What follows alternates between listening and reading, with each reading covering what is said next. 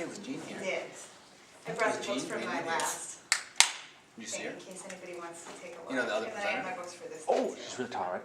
I am a She's librarian. upstairs. I think Travel so, with yeah, a I lot think of she was up books there. all the time. Older one with like gray hair. Okay, good. Can I just Oh, yeah, you're take the mic? on your, Yes. on your time. I realized as I was looking, first of all, I want to give you the caveat that this is my first time doing this material at a presentation, so hopefully it'll be decent at the least. But I'm not entirely sure that I have a whole hour's worth of material, so I'll give you what I have and then we can do some questions if you have some. And I'll pass the books around too when I finish talking about them so you can take a look. I don't need the Post-it notes anymore after this, so it doesn't matter if they fall out. But I realized as I was looking at the title and description of my workshop that I should have titled it Mexican American History through Literature, because I'm not talking about Mexican history outside of how it relates to the U.S. So I kind of mistitled my presentation, but hopefully that's still. And I also want to give the caveat that I'm starting with Mexican history at the start of the United States, because Mexico has a tremendously long and rich history. There's the whole history of pre-Columbian Mexico, which I'm not even going to touch on. So I'm starting, I think I put that in my description too, but I'm starting at colonial times, or slightly before, perhaps slightly before the time when a large part of Mexico became part of the United States. Are you guys aware that about a third of the current day United States was Mexico up until the mid-1800s? But I forget all the time. Yeah, because we don't get so terribly many reminders. Also, were you guys aware that Spanish was spoken in the current day United States before English was spoken in the current day United States? Of course, it was spoken both in Florida and throughout the southwestern part of the U.S. before the first English settlers came to the U.S. There were many Spanish settlers in what was then Mexico, or Florida, which was not part of either one. But so yes, Spanish was spoken in the U.S. before English, which my students are always so excited to hear, and they're always equally excited to hear that. When we talk about the fact that English is the first most common language in the U.S., Spanish is the second most common language in the U.S., and neither one of them is the official language of the U.S. because we don't have an official language. We have 337 languages spoken in our country, but some linguistic trivia. So I'm going to talk to you guys today about books that kind of walk us through the stages of Mexican American history from the 1800s through the early 1900s, and then a couple of books that talk about two very different experiences of being Mexican American that I think both relate to students in the Twin Cities that hopefully I'll be teaching soon. So this book is part of a series. It's part of a bigger series, which is the American Girl series, which is part of like a mega business of the American Girl stores and dolls and all kinds of things. But the books are actually pretty good. They're very, very well researched. They have developmentally appropriate historical notes that are really quite thorough in the back, and all the books in this series are like this. So they're historical fiction that's supported by research, and also there's some background information provided for the students at an appropriate level. So for those reasons, I think that these are really excellent books.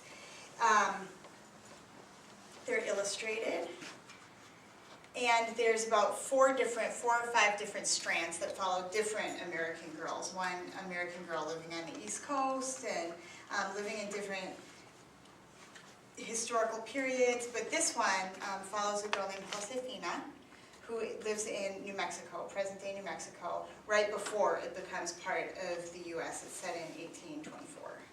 So, I'm going to read to you a little bit from this book. Josefina carried the water jar into the kitchen. "Oh, there you are, Josefina," said Anna. Her hands were covered with flour, so she had to use the back of her wrist to brush the sweat off her forehead. The heat of the cooking fires was making her face red and her hair stick out. Pots full of delicious-smelling concoctions sizzled, steamed, and burbled over the fires. There was always a big fandango in that evening after the caravan arrived.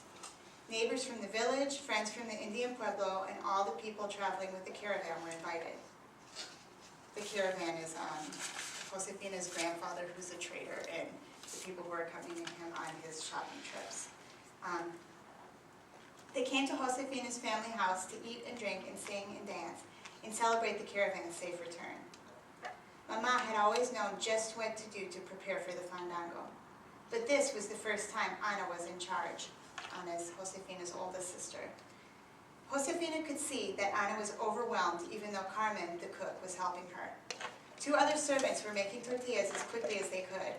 Francisca and Clara were helping too. They were peeling, chopping, and stirring as fast as their hands could move. "Thank you for the water," said Ana. She handed Josefina a large basket. "Now please go to the kitchen garden and get me some onions." "I'll come too," Francisca said. "We need tomatoes." The kitchen garden was just outside the back courtyard.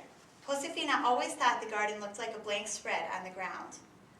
The neat rows of fruit and vegetables and herbs made colorful stripes. The squash made a yellow stripe, the chiles made a red stripe, the pumpkins were orange, the melons were light green, and the beans were dark green. In between the rows, the earth was a dark reddish brown, thanks to the water the girls carried up from the stream every day. A stick fence, like a blanket's fringe, surrounded the garden to keep hungry animals out. The sisters were all proud of the garden. Josefina had gathered a basket full of onions when suddenly she stood up. Francisca stood up too, and the girls looked at each other. "Is it?" Francisca began. "Shh," said Josefina, holding her finger to her lips. She tilted her head and listened hard. Yes, there it was. She could hear the rumble and squeak of wooden wheels that meant only one thing: the caravan was coming. Okay. So, it's a pretty straightforward story. It's written for upper elementary grades, about, I'd say, 3rd grade on. My middle school girls, though, still like it. It's not too, too babyish that they're just off it entirely like they are with some other books that are targeted at younger students. Ana and Josefina, her whole family actually live on a farm in rural New Mexico. And I'll read a little bit of the historical notes from you that explain a little bit more about typical life at that time in that place. Today, New Mexico is one of the 50 states in the United States.